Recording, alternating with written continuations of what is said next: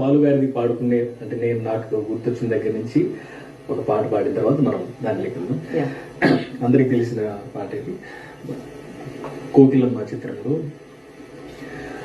పల్లవించవా నా గొంతులో, పల్లవి కావా నా పాటలో, పల్లవించవా నా గొంతులో, పల్లవి కావా నా పాటలో, ప్రణయ సుధారాగా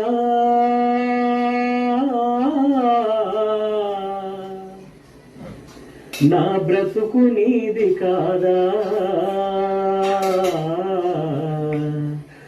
పల్లవించవా నా గొంతులో, పల్లవి కావా నా పాటలో.